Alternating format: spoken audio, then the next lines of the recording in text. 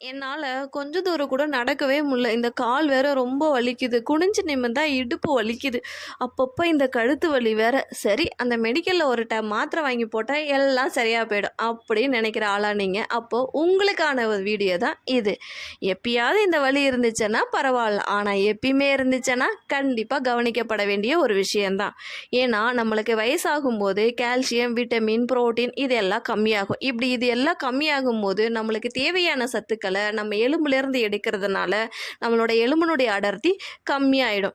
So இதனால் என்ன ஆகும்னா ஆஸ்டியோபொரோசிஸ் எனப்படும் எலும்பு அடர்த்தி குறைபாடு மற்றும் தோல் சுருக்கம், பல் சிதைவு போன்ற நோய்கள் ஏற்படும். இது ஒரு காரணம் இருந்தாலும் பெண்களுக்கு மெனோபாஸ் டைமில் ஈஸ்ட்ரோஜனும், ஆண்களுக்கு வயதாகும் போது டெஸ்ட்ரோஜனும் குறைவதும் இதற்கான ஒரு காரணம்னு சொல்கிறாங்க. நம்ம டெய்லி காலையில் எல்லா சத்துக்களும் எடுத்துக்கிறோம் அப்படின்னா கண்டிப்பாக இல்லை. காலையில் இட்லி, பூரி, பொங்கல்னு ஆரம்பித்து மதியம் கொஞ்சம் ரைஸு, நைட்டுக்கு கொஞ்சம் இட்லி, தோசை அந்த மாதிரி ஏதாவது சாப்பிட்றேன். இடையில ஏதாவது ஸ்நாக்ஸ் சாப்பிட்றேன். இதில் கால்சியம், விட்டமின், புரோட்டீன் எங்கேயாவது இருக்கான்னு தேடி பார்த்தா ரொம்பவே கம்மி தான். இப்படி நம்ம சத்தான உணவுகள் சாப்பிடாதனால தான் நம்மளோட எலும்பினுடைய அடர்த்தி ரொம்பவே குறைவாக இருக்குது. இதற்கு நம்ம தினமுமே சத்தான உணவுப் பொருட்களை சாப்பிடணும். கீரை, வாழைப்பழம், நட்ஸு, பால் பொருட்கள், ஆரஞ்சு, முட்டை, அப்புறம் நான்வெஜ் இதை தினமும் நம்ம சாப்பாட்டில் சேர்த்து சத்தான உணவுப் பொருட்களை சாப்பிடுவோம். ஆரோக்கியமாக வாழ்வோம்.